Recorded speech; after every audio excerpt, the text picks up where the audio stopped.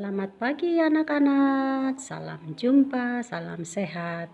Hari ini kita akan mulai lagi pembelajaran kita di pelajaran 10 tentang sakramen baptis. Baik, sebelum belajar, mari kita berdoa. Dalam nama Bapa dan Putra dan Roh Kudus, amin. Ya Tuhan, terima kasih atas bimbingan dan penyelamatanmu selama ini.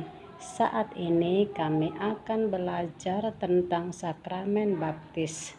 Bantulah kami agar bisa menangkap kasih-Mu yang agung sebagaimana tampak dari kesediaan-Mu menerima kami sebagai anak-anak kesayangan-Mu melalui baptisan. Semuanya ini kami mohon dengan perantaraan Kristus Tuhan kami. Amin. Anak-anak yang baik, hari ini tujuan pembelajaran kita, anak-anak diharapkan 1. Memahami karya penyelamatan Allah melalui sakramen yang diterimakan kepada manusia. Yang kedua, memahami bahwa sakramen baptis merupakan pintu masuk bagi orang Katolik untuk bisa menerima sakramen-sakramen yang lain.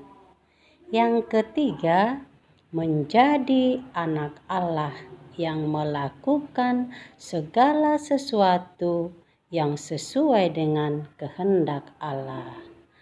Anak-anak, mari kita saksikan video Yesus dibaptis di Sungai Yordan.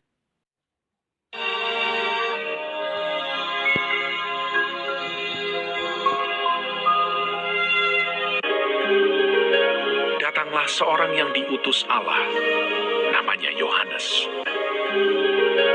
Tampillah Yohanes Pembaptis di padang gurun Yudea. Yohanes memakai jubah bulu unta dan ikat pinggang kulit, dan makanannya belalang dan madu hutan.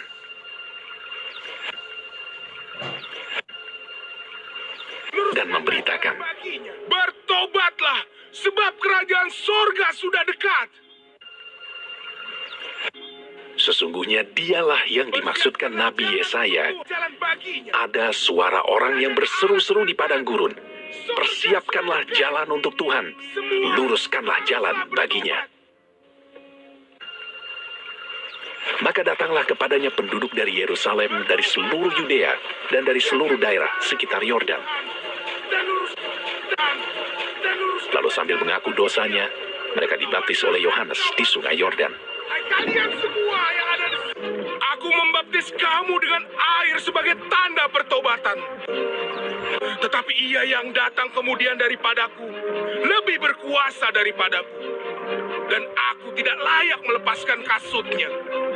Ia akan membaptiskan kamu dengan Roh Kudus dan dengan api. Jadi, hasilkanlah buah yang sesuai dengan pertobatan. Hal itu terjadi di Betania yang di seberang Sungai Yordan, di mana Yohanes membaptis. Pada keesokan harinya, Yohanes melihat Yesus datang kepadanya, dan ia berkata, Lihatlah anak domba Allah yang menghapus dosa dunia. Dan aku telah melihatnya dan memberi kesaksian. Ia inilah anak Allah. Maka datanglah Yesus dari Galilea ke Yordan kepada Yohanes untuk dibaptis olehnya. Tetapi Yohanes mencegah dia, katanya, Akulah yang perlu dibaptis olehmu, dan engkau yang datang kepadaku. Lalu Yesus menjawab, katanya kepadanya, Biarlah hal itu terjadi, karena demikianlah sepatutnya kita menggenapkan seluruh kehendak Allah. Dan Yohanes pun menurutinya. Dialah yang kumaksud ketika kukatakan, kemudian daripadaku akan datang seorang yang telah mendahului aku, sebab dia telah ada sebelum aku. Tetapi untuk itulah aku datang dan membaptis dengan air, supaya ia dinyatakan kepada Israel. Sesudah dibaptis, Yesus segera keluar dari air. Dan pada waktu itu juga langit terbuka, dan ia melihat Roh Allah seperti burung merpati turun ke atasnya. Lalu terdengarlah suara dari sorga yang mengatakan, Inilah anakku yang kukasihi, kepadanya lah aku berkenan.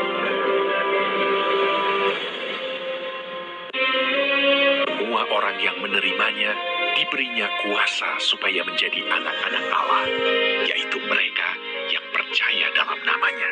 Sebab hukum Taurat diberikan oleh Musa, tetapi kasih karunia dan kebenaran datang oleh Yesus Kristus. Tidak seorang pun yang pernah melihat Allah, tetapi anak tunggal Allah yang ada di pangkuan Bapa, dialah yang menyatakannya. Anak-anak terkasih, setelah kita menyaksikan video pembelajaran, timbul pertanyaan sebagai berikut. 1. Di mana Yesus dibaptis? 2. Dari mana Yesus datang? 3. Siapa yang membaptis Yesus? 4. Apa yang terjadi setelah Yesus dibaptis? 5. Apa kamu juga sudah dibaptis? Nah, boleh kamu jawab di dalam hati. Sakramen baptis ialah sakramen yang pertama kali diterima sebagai anggota gereja. Sakramen baptis ialah tanda kehadiran Tuhan untuk membersihkan manusia dari dosa. Sakramen baptis itu ibarat pintu. Kita bisa menerima sakramen-sakramen yang lain sesudah kita menerima sakramen baptis. Apa itu sakramen? Sakramen adalah tanda dan sarana Tuhan yang hadir untuk keselamatan manusia. Ada 7 sakramen dalam gereja Katolik. 1. Sakramen baptis, 2. Sakramen tobat, 3. Sakramen ekaristi, 4. Sakramen krisma, 5. Sakramen imamat, 6. Sakramen perkawinan, dan 7. Sakramen pengurapan orang sakit. Nah, macam-macam pembaptisan atau baptis ya dalam gereja Katolik. Ada baptis bayi. Baptis bayi diberikan atas dasar iman kedua orang tuanya. Ya, baptis bayi dan baptisan anak hampir sama. Yang ketiga itu baptisan dewasa.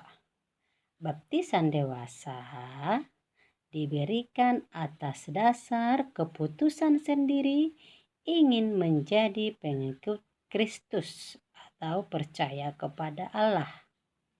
Sedangkan baptisan darurat diberikan kepada orang yang menjelang kematian.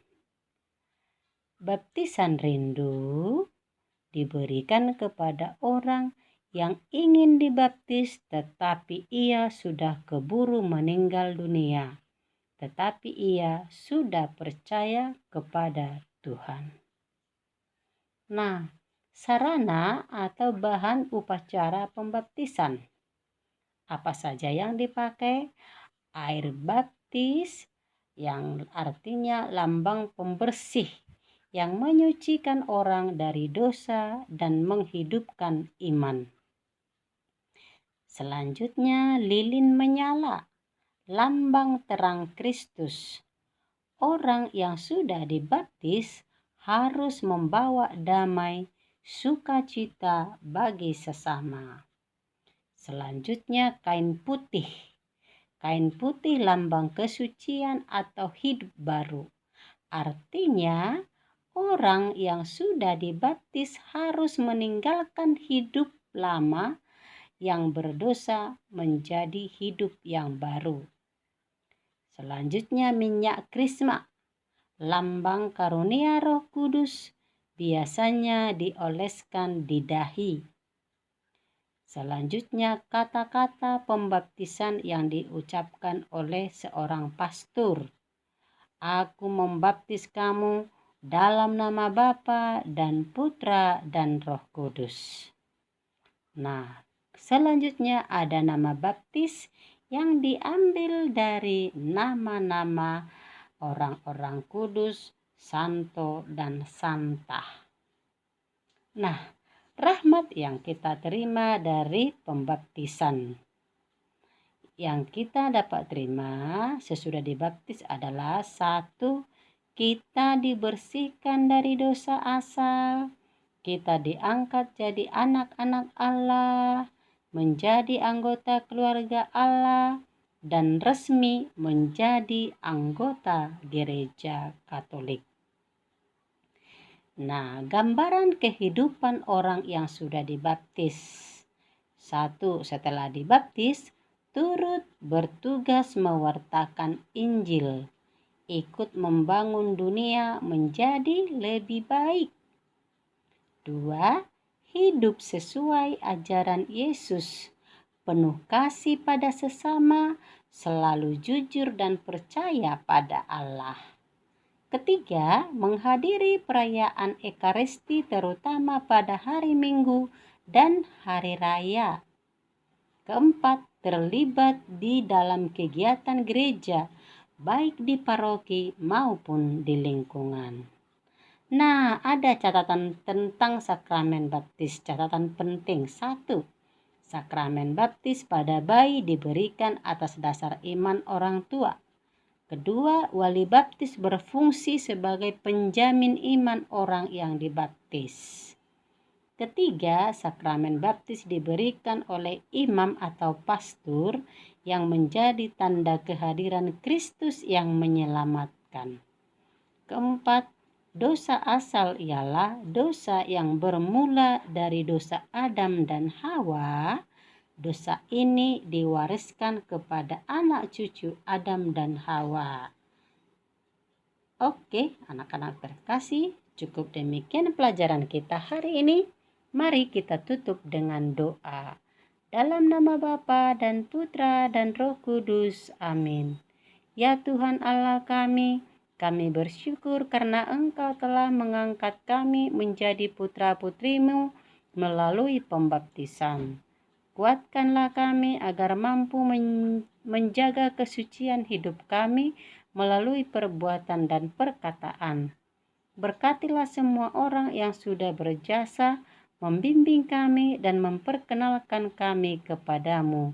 Amin. Santa Melania, doakanlah kami. Amin. Dalam nama Bapa dan Putra dan Roh Kudus. Amin. Anak-anak terkasih, jangan lupa kerjakan tugas-tugasmu dan kemudian jangan lupa berdoa.